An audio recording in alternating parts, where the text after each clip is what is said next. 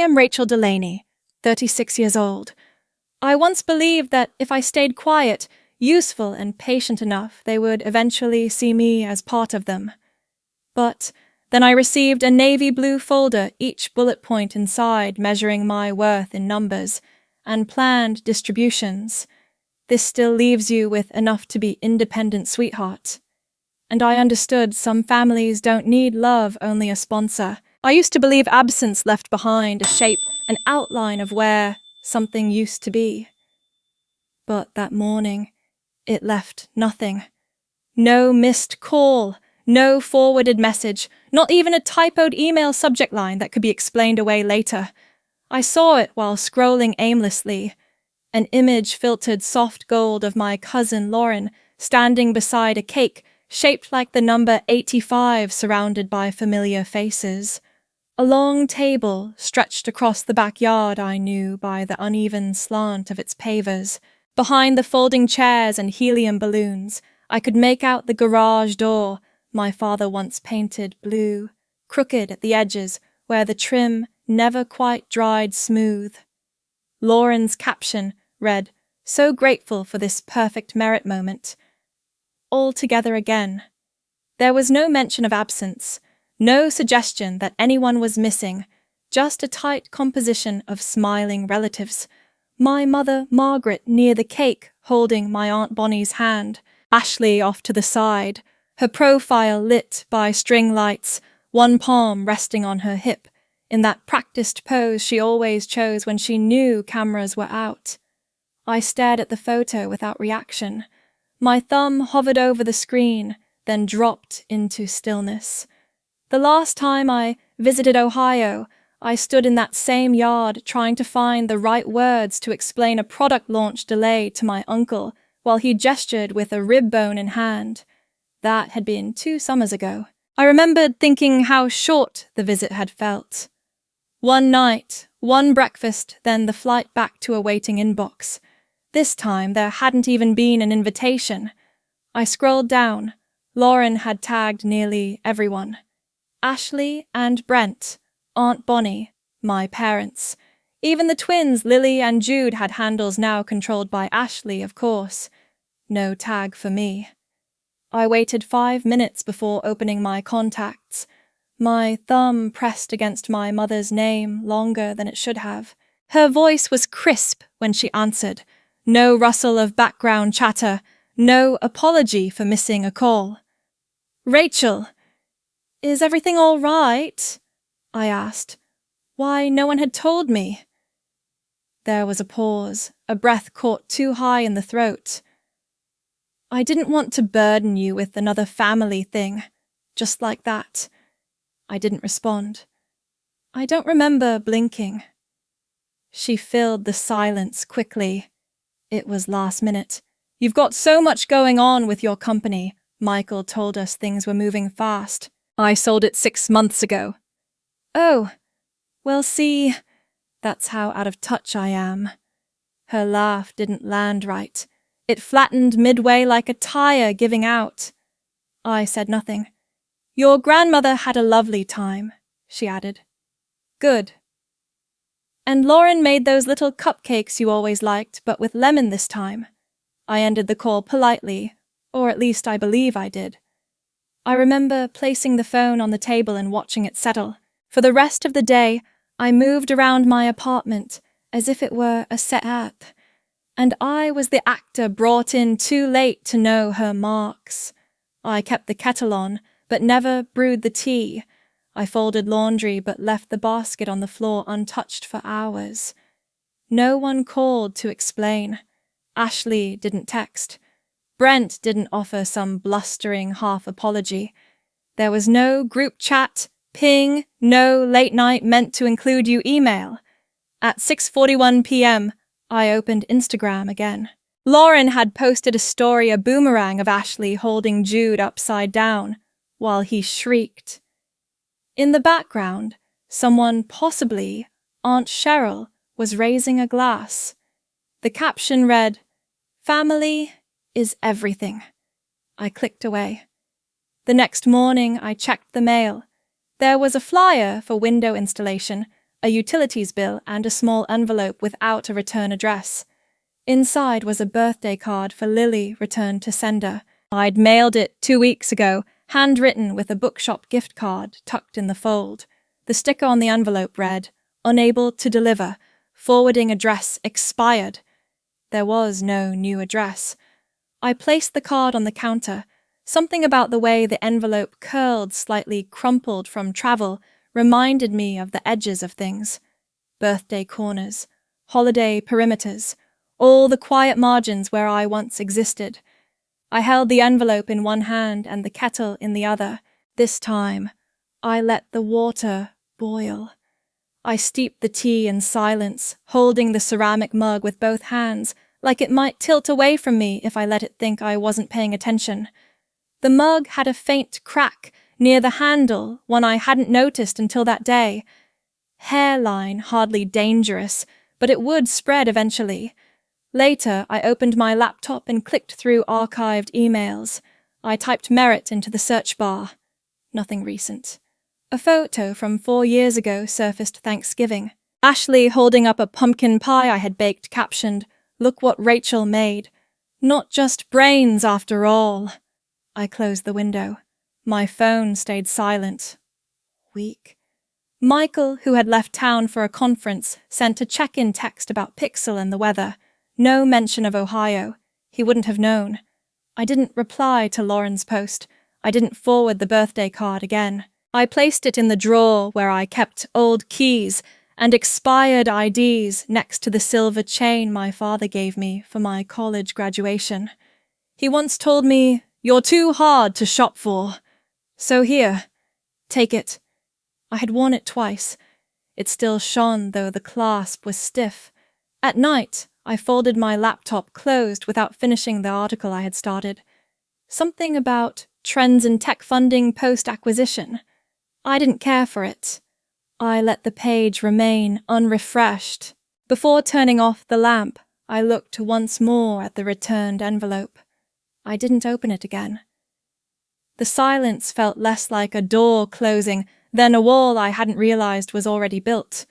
Not brick, not steel, just distance measured in decisions never explained. I poured out the tea and left the mug in the sink. Some things do not end. They are simply erased. Some people disappear by leaving. Others vanish by staying perfectly still, hoping not to be noticed for the wrong reason. I used to call every Sunday. Not out of duty, at least. Not at first, but because it felt like something tethered me to the center.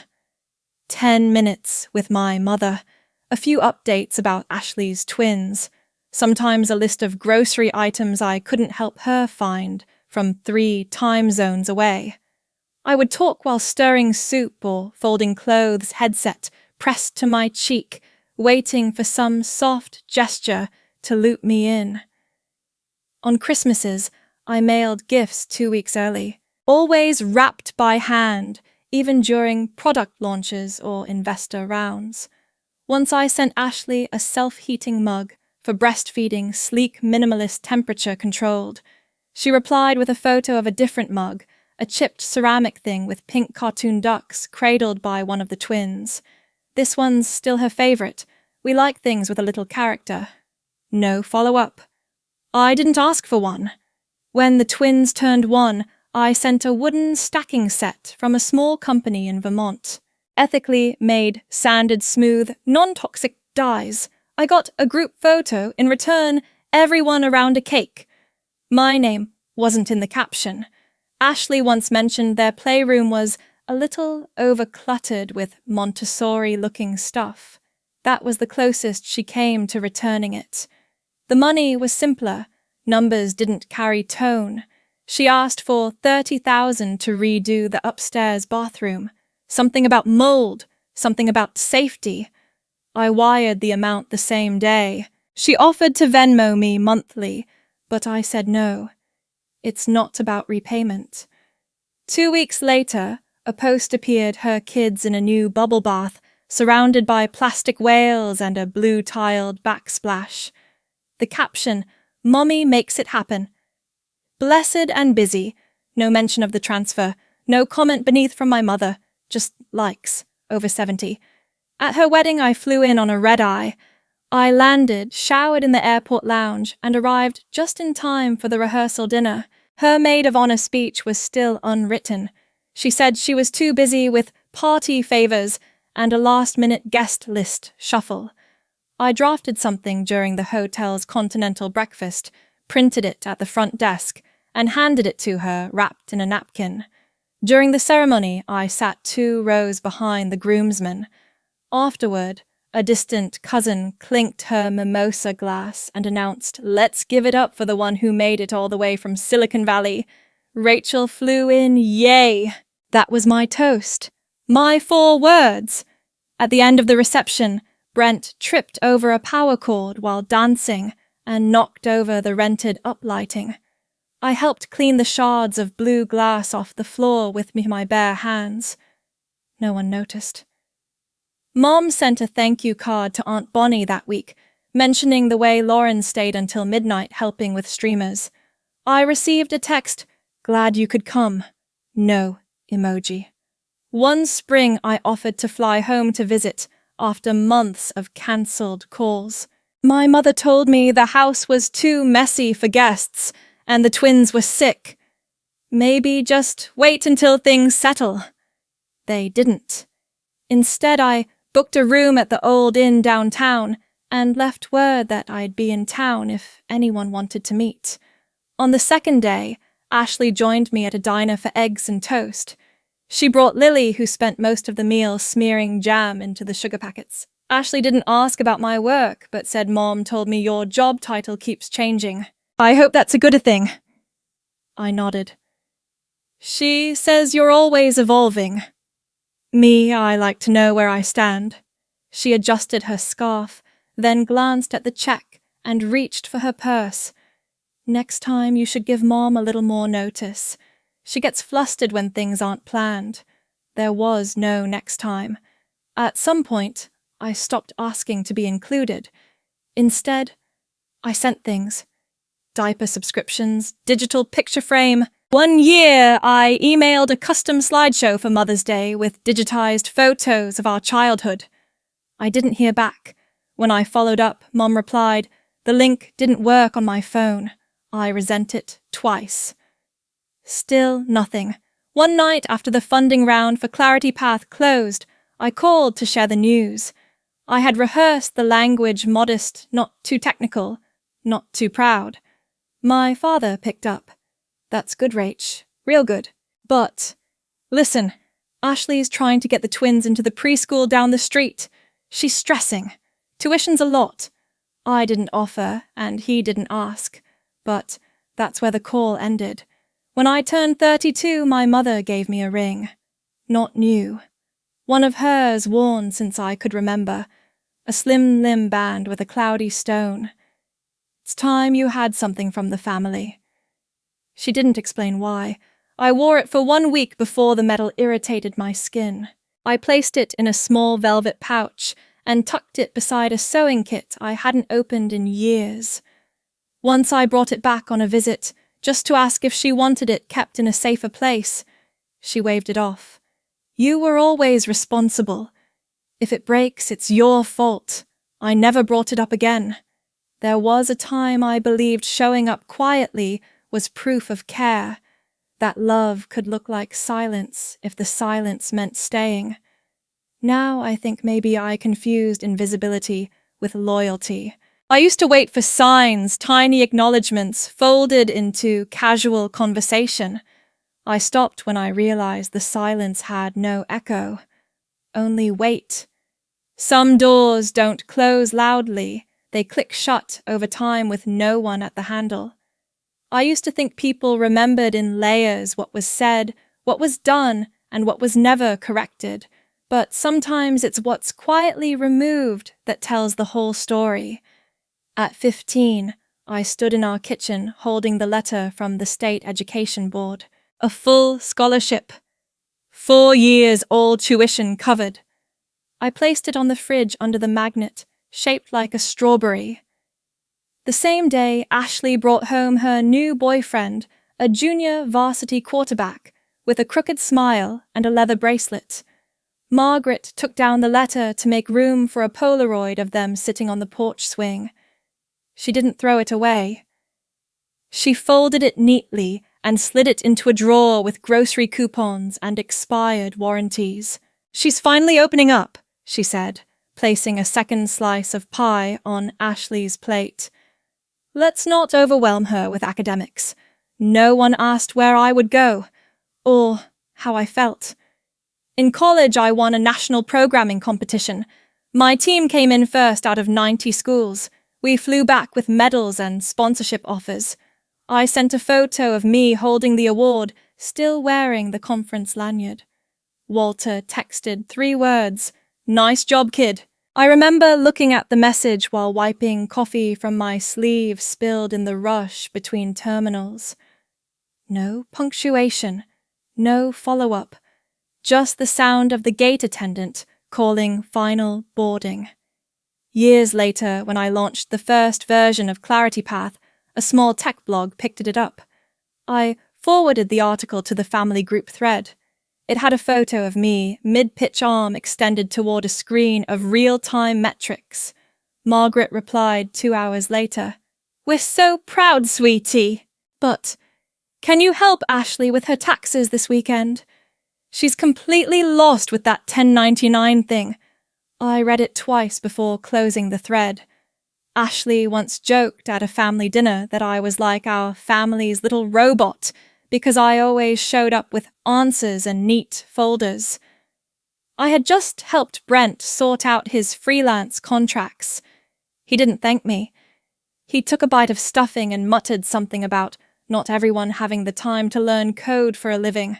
That Thanksgiving, I brought a new MacBook as a gift for Lily.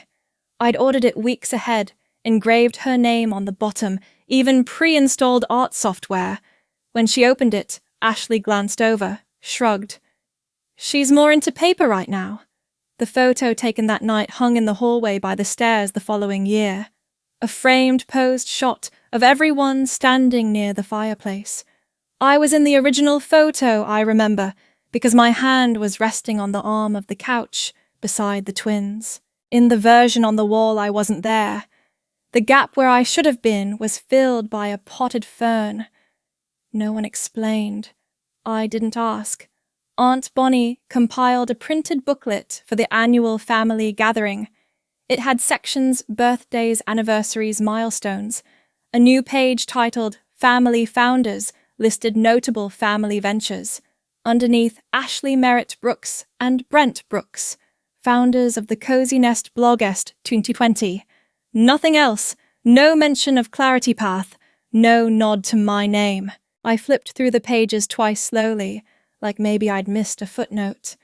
When I brought it up later, Bonnie smoothed the front of her blouse and said, "Yours is more technical. Hard to explain in a family booklet, but this one's for moms. People understand moms." I nodded. She handed me a pen to sign my name on the guest page. I wrote it neatly beneath my cousin's fiancé, who had been to 2 holidays total. Sometimes at night, I looked through my old email threads with Diane, updates about funding rounds, notes from product testers, feedback from beta users. In one message, a customer wrote, "Your tool helped me keep my small business alive." I had forwarded that to Margaret once. No response. Later that week, she mailed me a recipe card, her peach cobbler, a small stain in the corner, a note in the margin. "This is one of Ashley's favorites." I placed it in the drawer beside the ring, and a pressed flower from a birthday card, sent by my college roommate.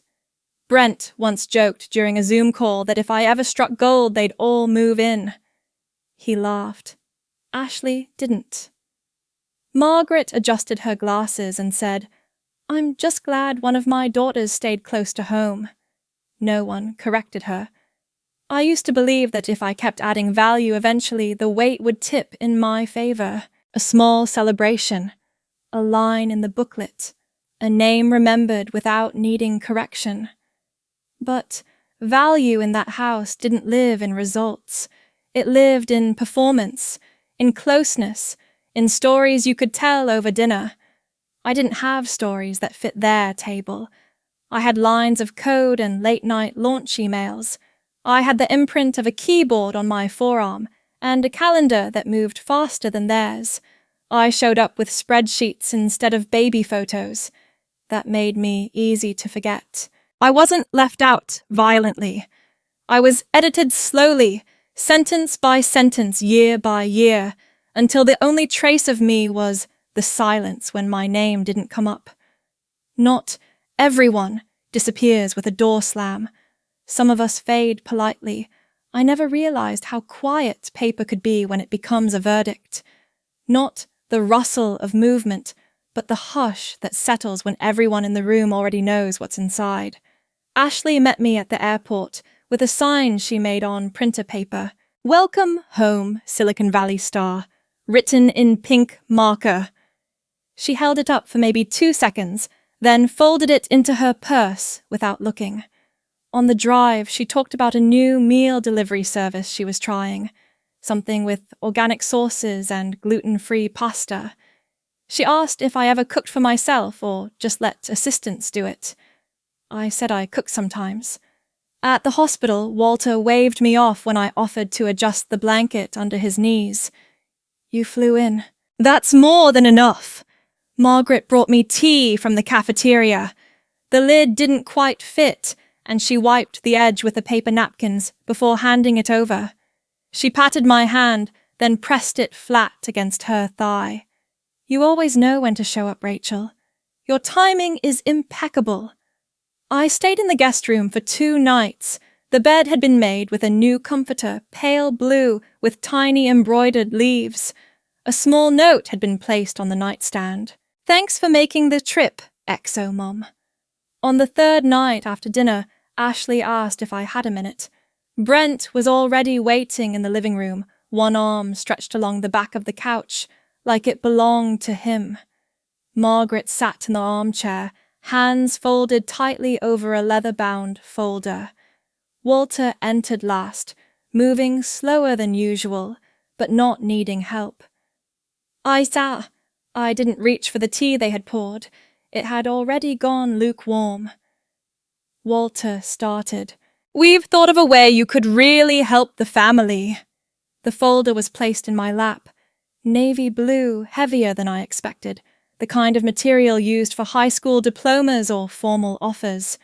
Gold-stamped lettering across the front. Family wealth redistribution, a vision for collective security. I opened it without comment. Inside, a printed outline organized into labeled sections with bold headers and bulleted lists. Ashley cleared her throat. "We just wanted to present this clearly. No pressure." The first page read, "Primary support distributions, $4,000 toward full payoff and renovation of 182 Briarwood Lane. $2,000 to fund a creative arts studio and rehearsal space under Brent's leadership." I turned to the next page. "Parental legacy planning, $500,000 allocated for condo purchase in Naples, Florida for Walter and Margaret Merritt, plus a monthly care allowance." Brent leaned forward slightly. "It's modest compared to some of the other numbers." I flipped again. "Generational educational trust, $3,000 in long-term trust for Lily Jude and the upcoming baby. Note Brent and Ashley to serve as joint co-trustees until minors reach age 21. A faint stain marked the corner of the page. Coffee, maybe. Or tea. Someone had reviewed this more than once. The next section was titled Shared Future Investments, on $500,000 proposed as seed capital for the Cozy Nest Expansion, an online parenting and wellness platform. Goal, create sustainable income streams for extended family. Ashley smoothed her shirt.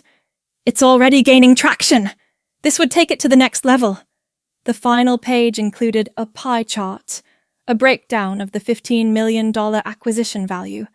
Remaining funds listed approximately $3.5 million. Label, personal discretionary use. Rachel. Margaret offered a small, careful smile. This still leaves you with enough to be independent, sweetheart. No one moved. I placed the folder on my lap. My fingers found the edge where the navy material had frayed slightly, a thin line invisible unless you knew to look. No one mentioned my company. No one asked what I planned to do next. No one referenced the 7 years I spent building Clarity Path or the hours that bled into months without holidays. There was no recognition of risk. No mention of the time I'd called home barely able to pay rent and heard only Ashley's voice complaining about stroller wheels. Brent shifted his weight. Walter adjusted the crease in his pants. Ashley looked down at her nails.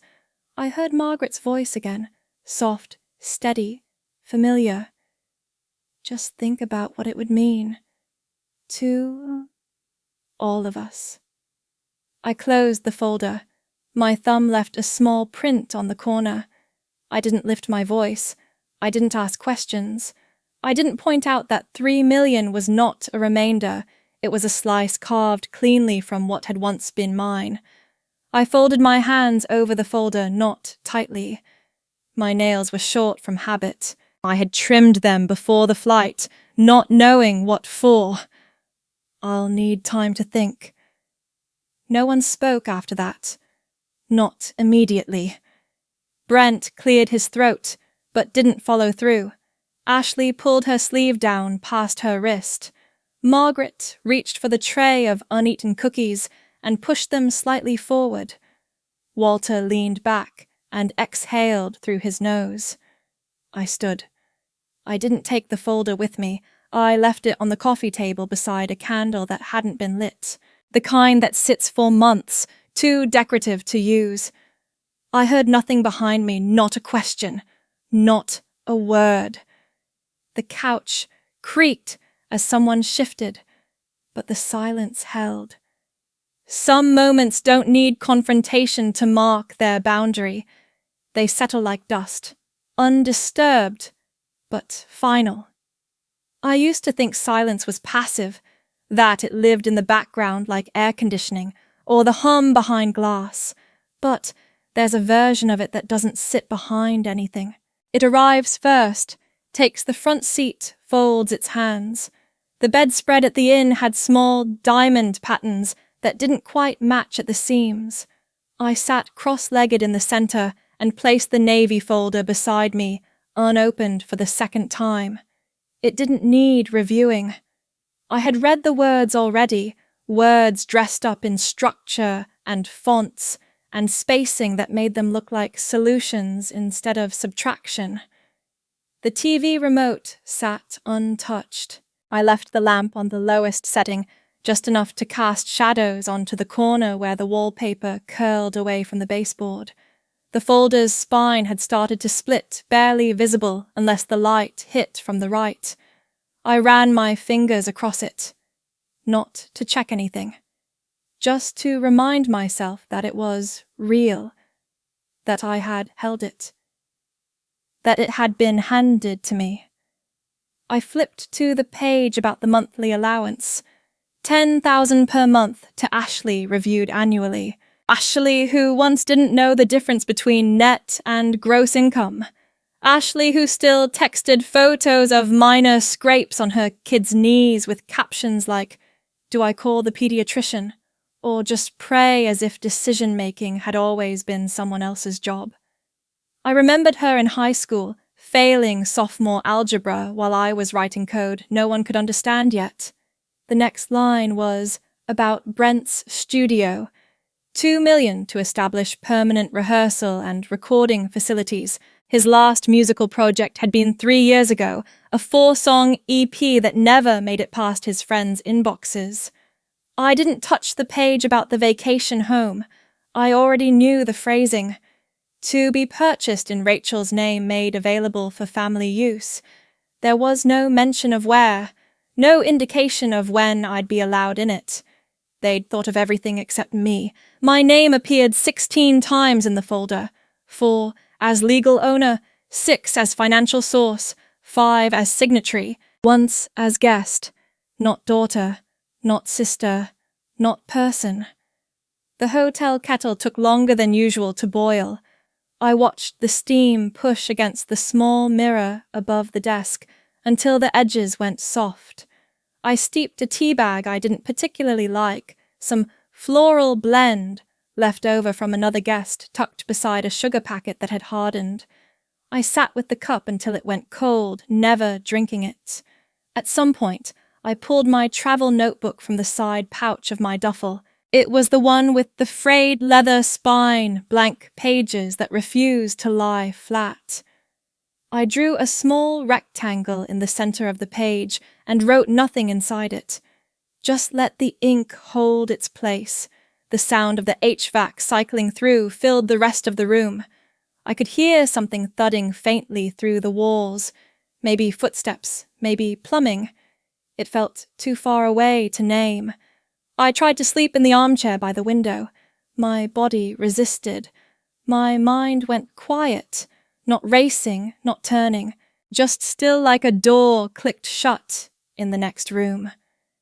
At 4:12 a.m., I booked the next flight home. No seat selection, no carry-on added. I packed without folding. I left the dress I wore to dinner draped across the chair. The tag itched at my neck all night, and I hadn't noticed until now. My phone buzzed at 6:27 a.m. "Come by for bagels before the flight. Your father's up." Mom. Nothing about last night. Nothing about the folder or my face when I turned the final page. I placed the phone screen down on the dresser. I didn't plug it in. Let the battery decide when to go dark. At the airport, the speaker system hummed names of cities not meant for me. I sat near gate 4 behind a woman, knitting something that looked like a child's blanket. Blue with yellow stripes that looped unevenly. I watched her hands. She never looked up. I typed the message into the family group chat. "I'm back in San Francisco. Please do not contact me until further notice." I reread it 3 times, not to edit, just to make sure it still made sense as English. I didn't add punctuation. I didn't sign it. The message went out at 8:06 a.m. There were no red receipts, no dots, no replies, just a quiet acknowledgement that even screens can turn their backs. The plane boarded late. I didn't mind.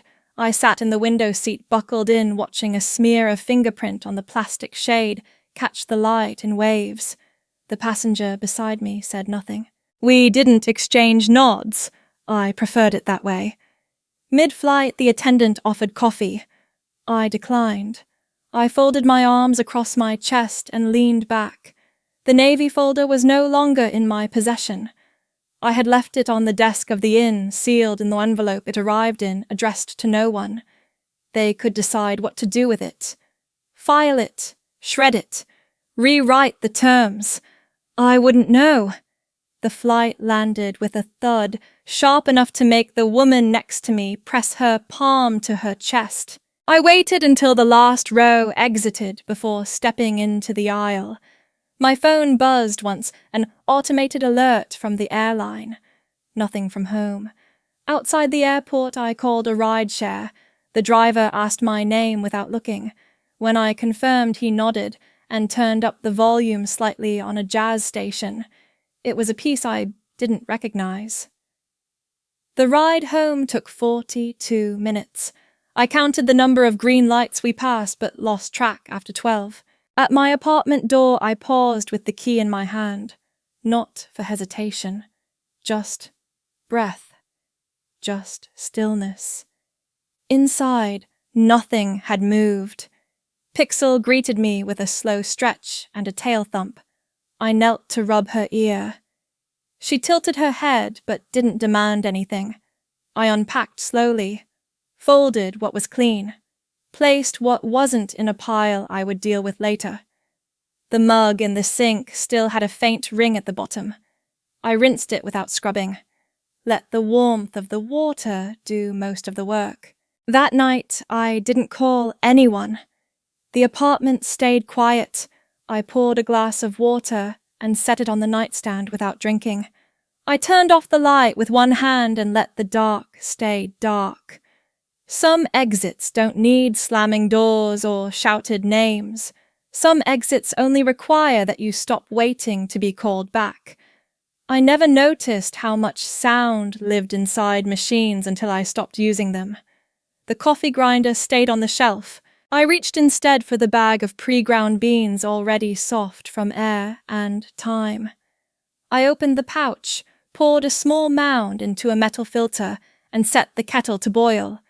The flame took a second to catch, a little blue bloom beneath steel. The mug I chose wasn't my usual one, not the branded startup ceramic or the white minimalist design I once kept for calls. I picked the older one chipped near the rim, faint print on the side that read, "Not all those who wander," with the rest long faded away. I let the grounds bloom in silence. The steam curled upward and disappeared. Pixel stayed curled beneath the table, one paw twitching slightly in her sleep. Her collar was loose again. I had been meaning to tighten it. I wiped down the counter while the water steeped. There was a dried ring near the stove, the shape of something spilled long ago and never properly scrubbed. I ran a damp cloth over it slowly until the stickiness let go. The tea box sat open beside the sink half full. I closed the lid, gently lined it next to the sugar tin, then straightened the corners of a dish towel someone once gave me as a housewarming gift. It still had the stitched initials in one corner, RDM. I had never corrected the person who thought my middle name was Marie. The phone stayed face down on the windowsill. It had buzzed twice that morning, delivery notifications. I didn't turn it over. I sat by the window with the mug between both hands. The heat moved through ceramic, not enough to burn, just enough to hold. Across the courtyard, someone had hung laundry. 2 white shirts, a towel with sun-bleached stripes, something yellow and misshapen that might have been a baby onesie. I didn't stare. I let it exist. On the shelf near the hallway, a thin layer of dust had settled across the spines. I pulled out the paperback I'd nearly forgotten. A novel I had annotated in college margins, filled with lines I once thought were mine. A few pages in, I found a sticky note with a handwriting that wasn't mine. A quote circled in pencil. I didn't remember who gave it to me or why I had kept it. Margaret once handed me a list of books she thought I should read. Real literature, she called it. Not those manuals with numbers and diagrams. Something human. She placed the list on the counter next to a coupon flyer. Ashley's name was scribbled at the bottom, in hearts. Walter once paused during a family dinner while I described a client's product pitch. "Do you ever talk like a normal person?" He had smiled when he said it as if it were a compliment. Everyone laughed. I didn't. I had stopped mid-sentence and never finished. That afternoon I swept the kitchen. The dustpan caught more than expected crumbs, a small plastic button, a paperclip twisted out of shape. I didn't know where any of it had come from. I didn't need to. The cabinet above the sink held cups I rarely used. I moved one stack forward, placed the wine glasses behind it. The taller one had a faint fingerprint I hadn't noticed before. I wiped it clean and set it aside. There were no new voicemails, no forwarded articles, no group photos from family brunches, no reminders, no mentions. The inbox held 6 unread emails, all work-related. I archived them without opening. The subject lines were enough. One included my name in all caps.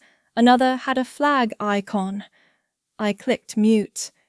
Pixel nudged my leg in the late afternoon, blinking up without urgency. I poured her food into the bowl slowly, watching the way the kibble landed uneven. She waited for me to move before she ate. Always had. Ashley once texted me a picture of her pantry, asking how to tell if quinoa had expired. I figure you're the kind of person who'd know. No greeting, no sign-off. I had replied, "Smell it. If it smells musty or sour, toss it." She never wrote back. Margaret used to say I didn't have to do so much to prove I was useful. You've always been clever, Rachel, but you don't need to turn every conversation into a resume. I had stopped sharing updates after that, even small ones, even things I knew might make her proud if she heard them from someone else first. By evening, I folded a load of laundry I had forgotten to finish before the trip. One sock had no pair. A shirt had a stain I didn't remember causing. I folded it anyway. The drawer where I kept my travel items still held my boarding pass from the return flight. I left it there. The hallway light flickered once when I turned it off. I didn't fix it. That night, I sat on the floor beside the bookshelf with my legs stretched out, book open again. The pages smelled faintly of paper glue and time. The corners curled where I had pressed too hard with a highlighter years ago. I read until the paragraph blurred, not from exhaustion, not from tears, just blur. I turned back 2 pages, let the words reintroduce themselves. Pixel curled up by the radiator. The hum beneath her body kept a steady rhythm. The mug was empty but still warm. I placed it on the floor beside me, out of reach. I didn't mark my place in the book. I didn't close it. I let it stay open, spine soft, resting where it wanted. There is weight in quiet. Not everything has to be explained. Some people only knock when they've already decided what room they expect to walk into. The email came with no subject line, just my mother's name, the default icon beside it, and the first words visible in the preview bar, just checking in. I opened it, on instinct, even though I'd already muted the thread. She didn't waste words. "Your father's pressure is up again. We're all under stress. Could use your voice here." There was no greeting, no question, just a declaration of condition and a vague assignment of obligation. I didn't reply. 2 days later, a message arrived from Ashley. The photo loaded before the text, grainy grayscale with a familiar curved outline. A third ultrasound, her name printed in the upper left, the due date beneath. "Surprise, baby number 3 is on the way. We really need your support right now. Not a name suggestion, not a heartbeat moment, just a pitch." I didn't reply to that either. Over the next week, the messages multiplied. Lauren sent a DM on social media with a waving hand emoji and a question. "Heard you're doing big things. Anyway, we could hop on a call." Aunt Bonnie sent an email with a photo of her front porch, paint peeling near the steps, the railing tilting slightly. "We're looking to redo it before winter. I told Donnie you might be able to guide us through some of that tech success. It'd be such a beautiful legacy to secure the family future." I deleted them without flagging. I didn't archive, just erased.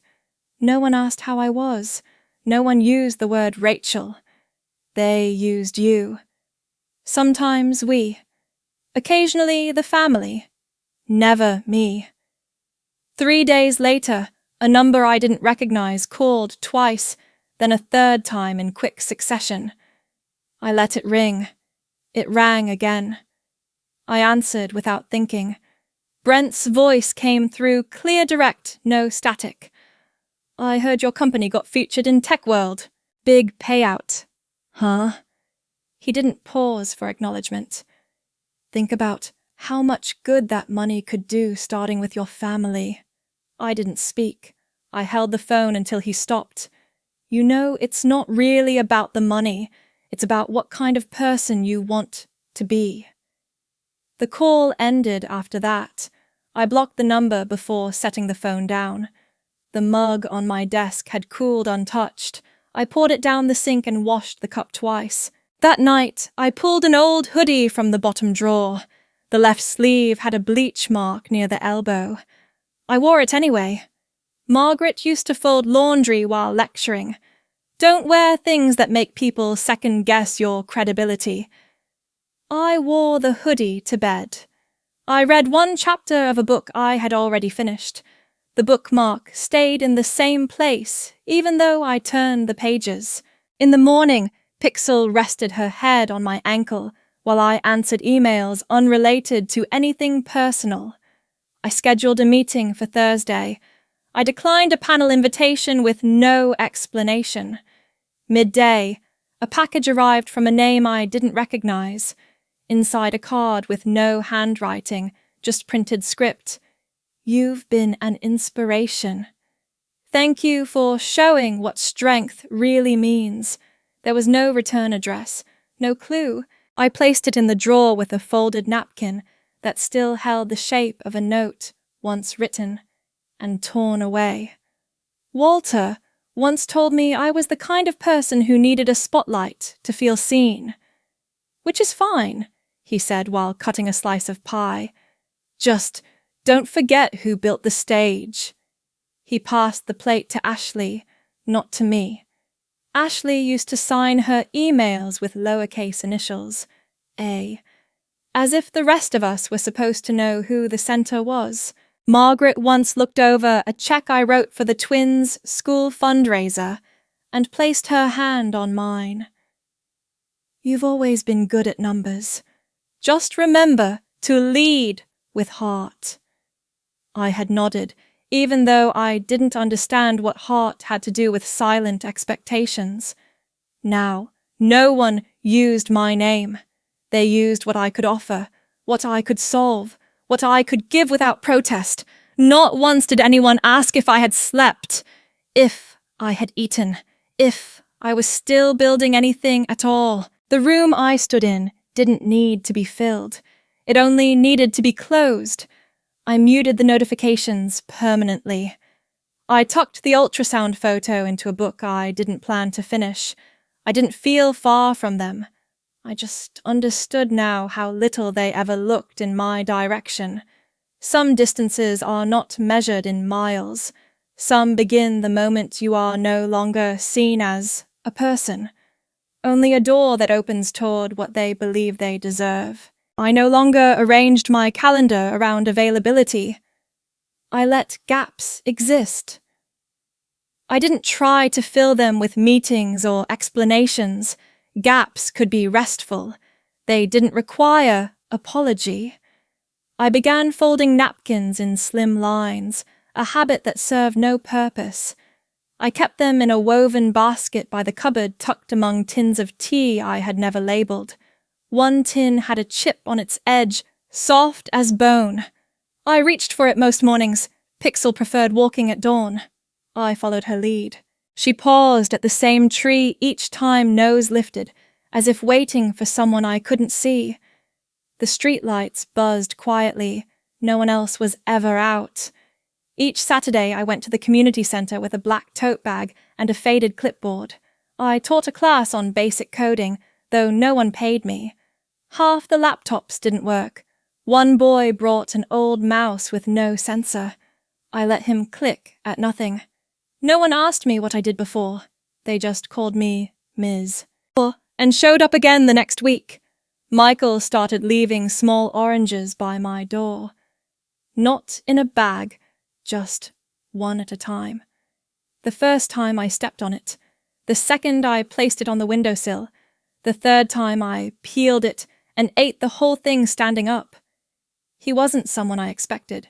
His shoes were always dusty, and he never checked his phone in conversation. We hiked short trails together. Mostly we walked in silence. Once he asked quietly, without looking, "Do they know you're this version of you?" I smoothed a pine needle with my thumb until it tore. No. And I don't need them to. There was no follow-up, just the sound of his shoes in gravel, and a bird I didn't recognize. Back home I cleaned out a drawer. At the bottom was a stack of stationery I hadn't used in years. Ivory paper with a faint blue border, too thin for modern pens. I chose one sheet. I began the letter with Margaret, not Mom. I didn't explain anything. I didn't try to name what had happened. I wrote, "I still love you, but not enough to be owned." I didn't sign it. I folded it once then, again, and slid it into an envelope. I sealed it and placed it beneath my sweaters. I didn't move it again. Ashley once leaned over my shoulder during brunch, her voice low. "You know they only tolerate you because of the money, right? That's why you keep showing up." She laughed before I could answer, as if she had done me a favor by saying it aloud. Walter once waved a folder toward me while I was visiting. "You're good at forms. Just cosign." "It's nothing big. The form listed my name under guarantor." I pushed the folder back toward him without a word. He didn't press. That was the last time he looked me in the eye. I didn't speak about them anymore. Not to Michael, not to the students, not to myself. Instead, I lit a candle each evening. The wax pooled unevenly. I let it. I made tea without measuring. I wrote grocery lists in pencil and sometimes forgot to bring them. I gave away half my closet. I wore the same grey cardigan 3 days a week, a small hole forming near the cuff. I didn't mend it. I liked knowing it was there. Once Aunt Bonnie sent a forwarded message about the strength of family ties. I didn't open it. I deleted her number instead. Lauren posted a picture of her newborn online. The caption read, "Grateful for every strong woman in this family." I didn't like the post. I didn't call. When Margaret left a voicemail, "We're trying to include you more. You just keep shutting us out." I didn't respond. I didn't save the message. I deleted it before she finished speaking. Some silences are not passive. Some are shields. On the back of a receipt, I scribbled a sentence, "You can survive without returning what was never returned to you." I folded it and placed it inside the tin with the chipped edge. That felt like enough. The courthouse clerk slid the papers back with a thin smile. My name looked unfamiliar on the document, even though I'd chosen it myself. Rachel Delaney.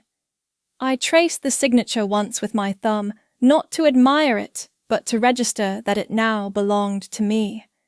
The envelope to the attorney had already been sealed. I didn't use letterhead. Just cream stationery, a black pen, no salutation. I kept the sentences short, as if trimming away excess weight. I have legally changed my surname to Delaney. Sir, I will not authorize further use of my image name or finances in any family endeavor. I retain sole authority over any remaining equity and trust allocations. Ashley and Brent are not to act on my behalf. Folded it once, slipped it into the same manila folder that had once held the wealth redistribution plan. No commentary, no rebuttal, just a redirected boundary. On my kitchen counter there was a soft-paged album with frayed binding, the family photo collection Aunt Bonnie once made for me. She'd chosen mostly group shots, birthdays, graduations, poolside summers. In nearly every one I was present in the margins, smiling, slightly out of focus. A few pictures had me cropped just past the shoulder. I didn't stop on any page for too long. I didn't let myself read into the expressions or the spaces. I simply turned until the last one, my high school graduation. My cap was on crooked. Ashley stood in front. Her name had been written beneath the photo in silver pen. Mine had not. I slipped a square note inside before sealing the parcel. "Keep what you remember. I'll build what I become." At the post office, the clerk asked if I wanted insurance. I shook my head. "Sentimental value." I looked down at the label. "Merit residence, not anymore." Pixel's collar jingled when I returned. He waited by the doorway, blinking slow tail still.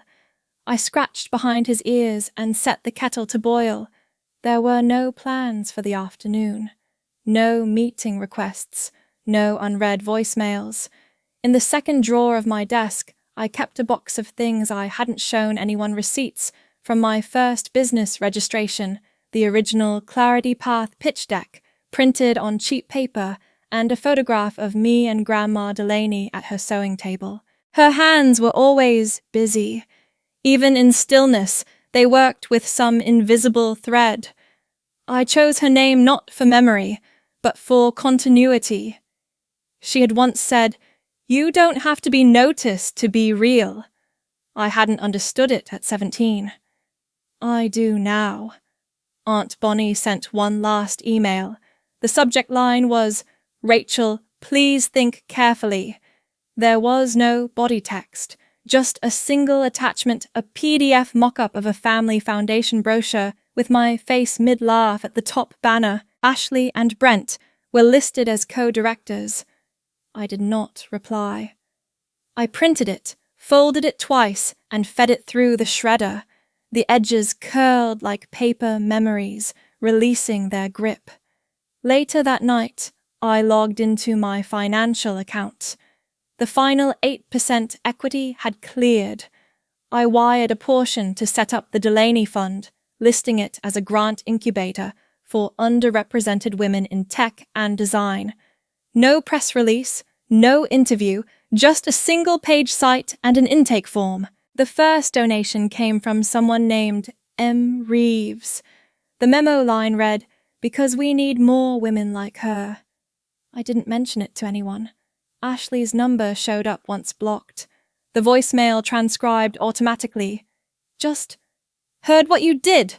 What the hell happened to loyalty?" I deleted it without pressing play.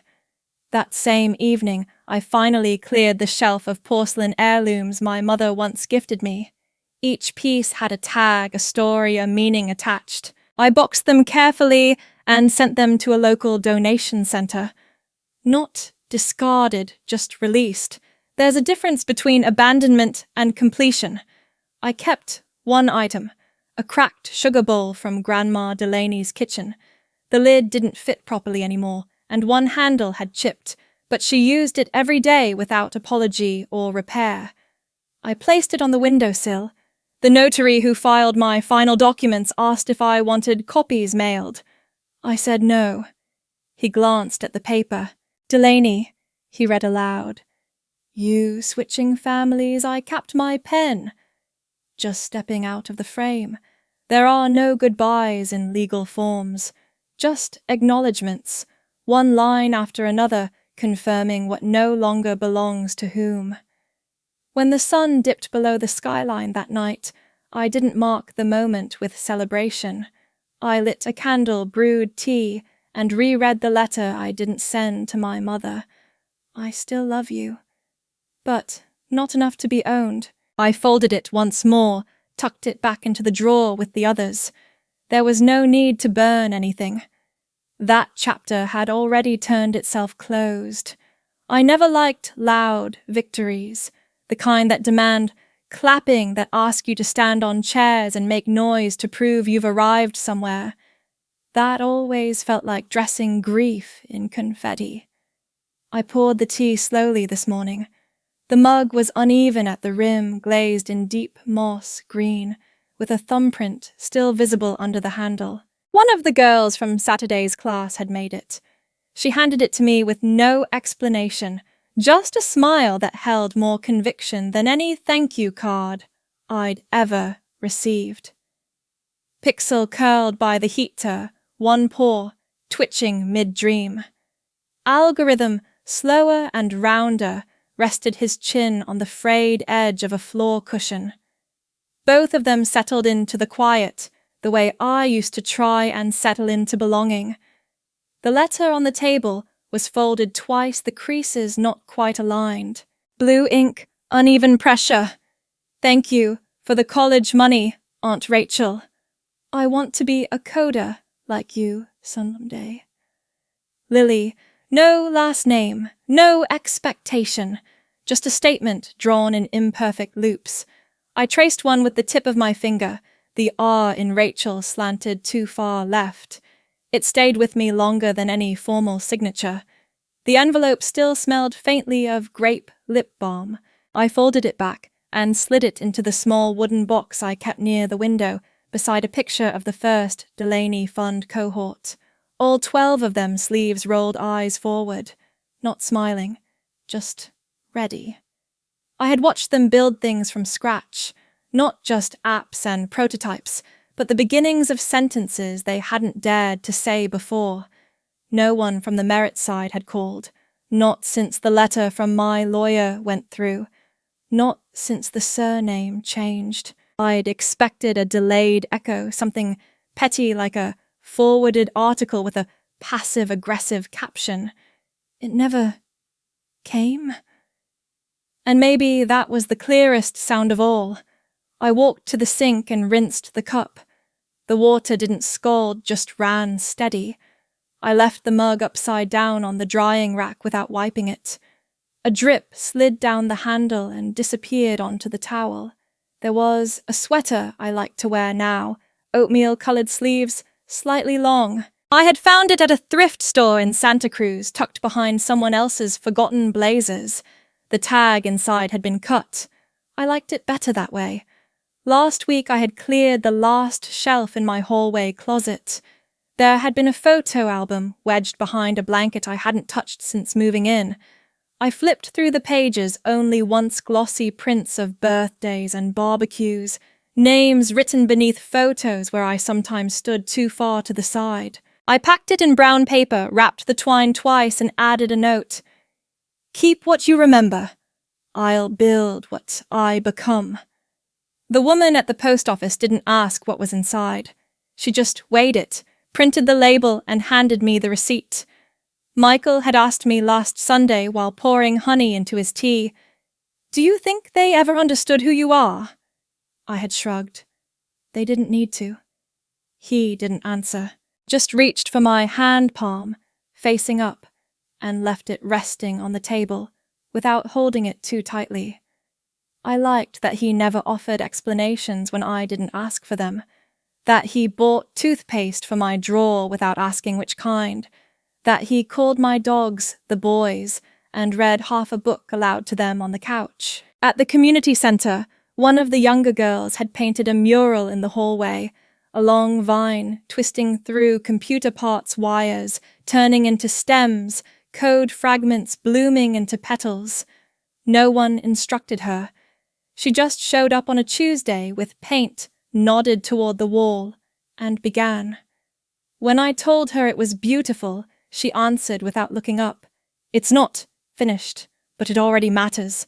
I carried those 5 words with me for 3 days. I no longer kept my calendar packed. I didn't answer emails after 8.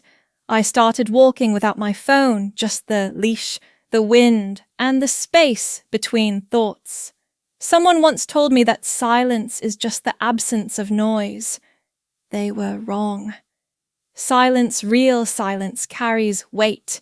It's the space between someone expecting something from you and you not offering it. It's the choice not to reply, not because there's nothing to say, but because it no longer needs saying. I had started to write again. Not code words, small essays, fragments of thought about legacy, about autonomy, about what we owe each other versus what we were taught to give away. I hadn't shared them yet. Maybe I never would. But they filled the space where explanations used to live. Ashley's blog had released a new series titled Family Above All. The banner showed a stylized version of a dinner table, everyone holding hands. My face wasn't there, but I didn't look long enough to confirm. I closed the tab, made a cup of peppermint tea instead, watched the steam rise until it disappeared. My name, the one I chose, sat in clean black ink on the envelope of a grant approval letter. Rachel Delaney. No hyphens, no shared legacy, just one name carried forward by choice, not inheritance. The envelope stayed unopened on the desk for hours. I already knew what it said. There was no ceremony for leaving a family, no gathering, no speech. Just a quiet accumulation of moments where you no longer reach back. Not every loss requires a tombstone. Some just need space. I folded the sleeve of my sweater back up and stared out the window. There was a boy outside on a skateboard. He fell, got up, kept going. No one clapped. That felt honest. Somewhere behind me, pixels stirred and shifted. Algorithms snored once softly. I didn't move. I no longer needed to.